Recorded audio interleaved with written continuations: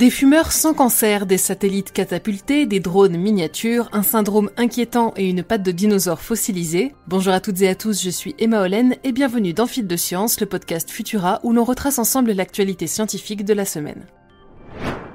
Mon oncle a fumé jusqu'à ses 20 ans et n'a jamais eu de cancer du poumon. C'est une phrase que l'on entend souvent dans la bouche des fumeurs pour contrer l'idée que la consommation de tabac accroît les risques de cancer. Alors, disons-le tout de suite, les études ne mentent pas. Le tabac constitue bel et bien un facteur de risque important pour la santé. Les substances nocives contenues dans les cigarettes favorisent l'apparition de mutations dans l'ADN des cellules pulmonaires qui, à leur tour, développent des tumeurs. Les poumons ne sont d'ailleurs pas les seuls organes touchés, car le tabagisme serait responsable de pas moins de 17 types de cancers différents.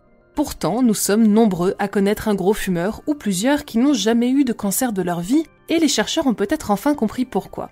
Grâce à une méthode de séquençage capable d'éviter l'apparition de mutations accidentelles lors de l'analyse, les biologistes ont pu mesurer avec précision l'impact du tabagisme sur les cellules de 33 participants âgés de 11 à 86 ans. Puisque les mutations s'accumulent dans les cellules avec le temps, les scientifiques s'attendaient à corroborer l'idée selon laquelle des personnes exposées depuis plus longtemps à la fumée de cigarettes présenteraient un nombre de mutations plus important. Mais contre toute attente, leurs résultats ont révélé que les plus gros et les plus anciens fumeurs ne comptaient pas forcément le plus de mutations. Certains sont-ils dotés d'un système de prévention des altérations génétiques plus robuste que d'autres? Leur ADN est-il capable de se réparer? Il faudra mener d'autres études pour le déterminer. Mais en attendant de plus en plus d'informations, la meilleure des façons de ne pas développer un cancer du poumon est encore de ne pas fumer. Et pour les auditeurs et auditrices qui souhaiteraient arrêter, je rappelle que des spécialistes sont à votre disposition du lundi au samedi de 8h à 20h au 39 89. Pourrions-nous mettre des satellites en orbite en les catapultant dans l'espace? C'est en tout cas le pari qu'a pris la NASA en collaboration avec l'entreprise américaine Spin Launch. Le concept semble trop simple, presque comique. Placez votre satellite dans une centrifugeuse de plus de 30 mètres de diamètre, faites-le tourner pour qu'il acquiert de la vitesse, puis lâchez tout et regardez votre précieux appareil s'élever dans l'atmosphère. Comique, mais finalement pratique, puisqu'un test a su démontrer la faisabilité du projet en 2021, écologique puisqu'il ne requerrait que 70% du carburant actuellement utilisé pour les lancements, et économique en faisant passer la note de frais de plusieurs millions de dollars à seulement un demi-million. Voyons donc quel avenir sera réservé à cette technologie insolite. Je vous en parlais dans notre dernier épisode de TechPod, le drone Bayraktar TB2 fourni par la Turquie est devenu l'un des atouts majeurs de l'armée ukrainienne depuis le début de l'invasion du pays le 24 février dernier.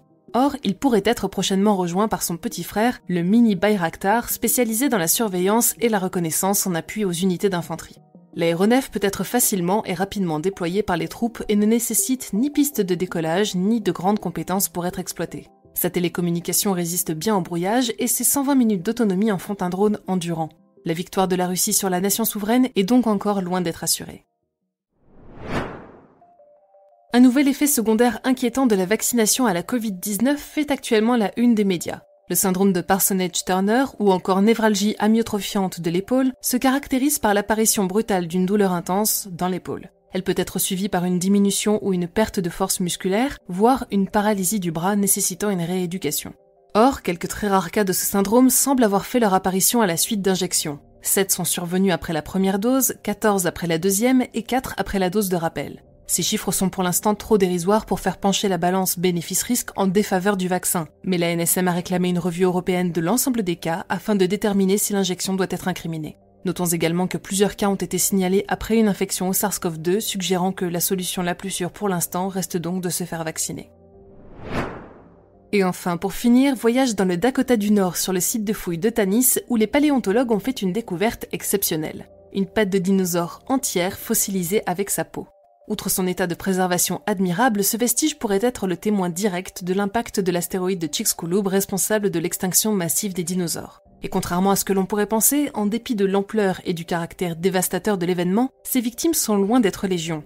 À dire vrai, si l'hypothèse des chercheurs se confirme, ce dinosaure sera le premier jamais découvert à être mort le jour même de l'impact. Comment sont-ils arrivés à cette conclusion? Je vous propose de les découvrir dans l'article fascinant rédigé par Morgane Gillard, Grande découverte d'une patte de dinosaure mort le jour de l'impact de l'astéroïde, sur Futura. Merci à toutes et à tous d'avoir suivi cet épisode de Fil de Science. Les beaux jours arrivent à grands pas et avec eux l'opportunité de s'installer confortablement au soleil ou à l'ombre avec un bon podcast dans les oreilles. Je vous suggère donc de nous retrouver sur vos plateformes d'écoute préférées où vous pourrez vous abonner à Futura dans les étoiles pour suivre les derniers événements astronomiques à observer, Chasseurs de sciences pour découvrir les récits de vie fascinants de celles et ceux qui font la science, ou encore Bêtes de science, notre podcast family-friendly dédié à l'intelligence animale où chaque épisode vous propose de partir à la rencontre d'une nouvelle créature. Pour le reste, on se retrouve dès mercredi pour un nouvel épisode de TechPod et d'ici là, bon week-end à toutes et tous.